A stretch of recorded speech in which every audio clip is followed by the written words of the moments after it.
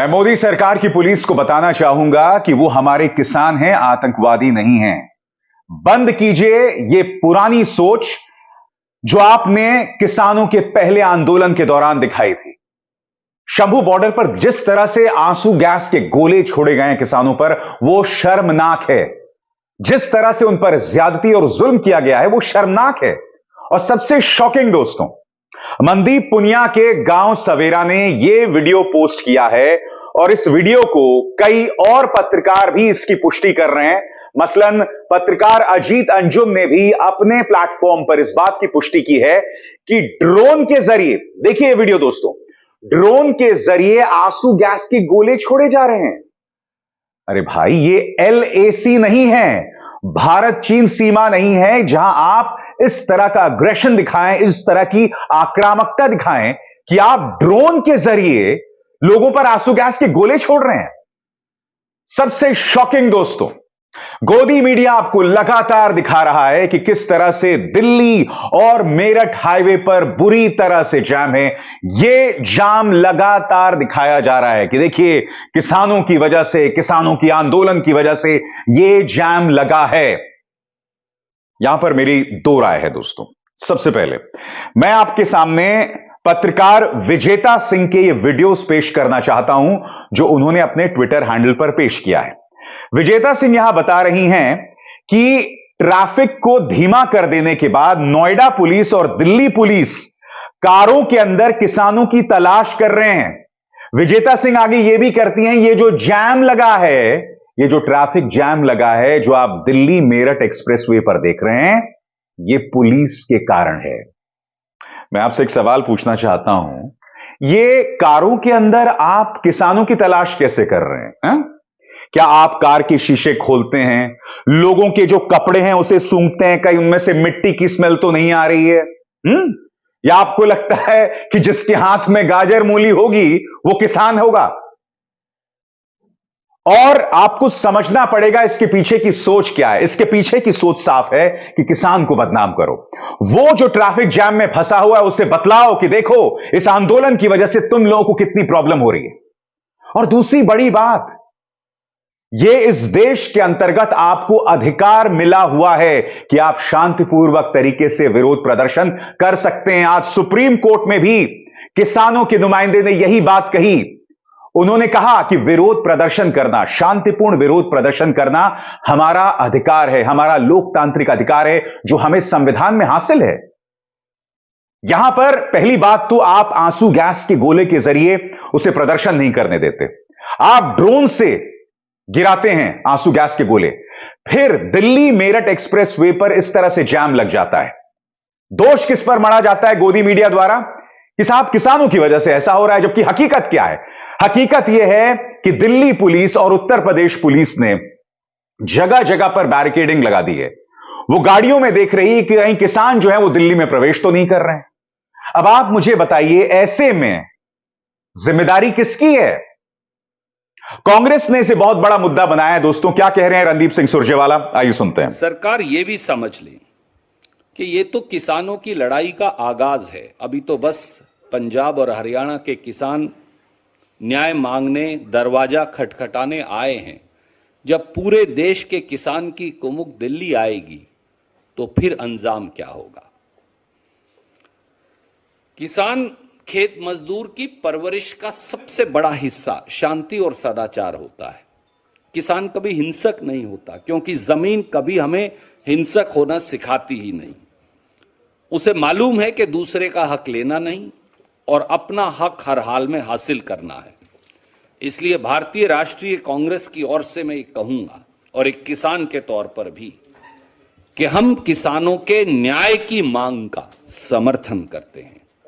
राहुल जी न्याय की इसी लड़ाई को लड़ रहे हैं, खड़गे जी न्याय की इसी लड़ाई को लड़ रहे हैं, और हमारी मांग बड़ी सीधी है। देश के आदरणीय प्रधानमंत्री जी को किसानों को फौरन बुलाकर उनसे बात कर उन्हें न्याय देना चाहिए। एक लाइन की मांग है। देश के आदरणीय प्रधानमंत्री जी को किसानों को फौरन बुलाकर उनके आमने सामने बैठकर बात कर उन्हें न्याय देना चाहिए। वरना सत्ताधारी सरकार ये भी जान ले, यूं ही हमेशा जुल्म से उलझती रही है खलक, यूं ही हमेशा जुल्म से उलझती रही है खलक, ने उनकी रस्म नहीं है ना अपनी रीत नहीं, यूं ही हमने हमेशा खिलाए हैं आग में फूल, ना उनकी हार नहीं है ना अपनी जीत नहीं। जय जवान जय किसान। और भाजपा का प्रचार तंत्र एक बात और कह रहा है कि देखिए राजनीति का प्रवेश हो गया है। तमाम मीडिया न्यूज चैनल्स यही कह रहे हैं कि कांग्रेस समर्थन दे रही है, फलाना ढिमकाना समर्थन कर रही है। सबसे पहले कुछ देर बाद मैं आपको बतलाऊंगा कि इस बार जो किसान संगठन शामिल हुए हैं वो राजनीति से प्रेरित हैं या नहीं, उसकी चर्चा बाद में। मगर मैं आपसे कुछ और पूछना चाहता हूं। कुछ देर के लिए अगर मान भी लूं कि कांग्रेस इसे प्रायोजित कर रही है, तो अन्ना आंदोलन का क्या हम नहीं जानते कि अजीत डोभाल की विवेकानंद फाउंडेशन उस आंदोलन के पीछे थी? और सबसे बड़ी बात, विपक्ष और आंदोलनकारियों के बीच में एक रिश्ता एक अरसे से रहा है, क्योंकि सरकार की नीतियों को कटघरे में खड़ा करना यह विपक्ष का काम है। ऐसे में अगर कांग्रेस इस आंदोलन के पीछे है भी तो क्या गलत है भाई? सबसे बड़ी बात, फिर आप इन किसानों से बात क्यों कर रहे हैं? एक तरफ आप उन किसानों से बात भी कर रहे हैं, दूसरी तरफ आप आंसू गैस के गोले छोड़ रहे हैं, आप उन्हें बदनाम कर रहे हैं। पिछली बार तो बाकायदा आपने एफिडेविट में यह लिखकर कह दिया था कि इस आंदोलन में खालिस्तानी है, और अब एक तरफ आप बात करने की बात कर रहे हैं और दूसरी तरफ ट्विटर पर आप उनके जो तमाम हैंडल्स हैं उन्हें आप निलंबित कर रहे हैं। मैं आपको बतलाना चाहूंगा कि कांग्रेस के प्रवक्ता पवन खेरा इस पर क्या कह रहे हैं आपकी स्क्रीन पर, जहां एक तरफ किसानों से वार्ता का ढोंग, वहीं दूसरी तरफ उन्हीं किसान नेताओं के ट्विटर हैंडल्स बंद करवाए जा रहे हैं और दूसरे दिन उन पर आंसू गैस के गोले छोड़े जा रहे हों। तो ऐसे में सरकार की नीयत पर भरोसा नहीं किया जा सकता। यही तो खेल है सरकार का दोस्तों। यह सरकार दोनों तरफ से खेलती है। एक तरफ वो जानबूझ के ऐसे हालात पैदा करती है जिसके जरिए जनता में यह संदेश जाए कि देखो इन किसानों की वजह से आम इंसान को कितनी तकलीफ हो रही है, किसानों को बदनाम किया जाता है, और दूसरी तरफ आप खुद ही ऐसे हालात को पैदा कर रहे हैं। मैं फिर आपसे पूछता हूं, दिल्ली मेरठ एक्सप्रेसवे पर अगर जाम लगा है तो इसका जिम्मेदार कौन है? आखिर क्यों हर गाड़ी को चेक कर रही है दिल्ली पुलिस और नोएडा पुलिस? यह सवाल तो किया जाएगा ना। अब मैं उस सवाल का जवाब देना चाहता हूं कि यह आंदोलन कितना राजनीतिक है। दोस्तों याद कीजिएगा, जब किसानों का पहला आंदोलन हुआ था तो इसमें कई नाम जुड़े हुए थे जो अब नहीं है। कौन कौन से नाम? राकेश टिकैत, गुरनाम सिंह चड़ूनी, योगेंद्र यादव, राकेश टिकैत के भाई नरेश टिकैत। इनमें से अब कोई भी अब इस आंदोलन में नहीं दिखाई दे रहा है। चड़ूनी साहब ने तो यह तक कह दिया कि इस यात्रा को, इस आंदोलन को शुरू करने की क्या जरूरत थी, आपको सबसे बातचीत करनी चाहिए थी।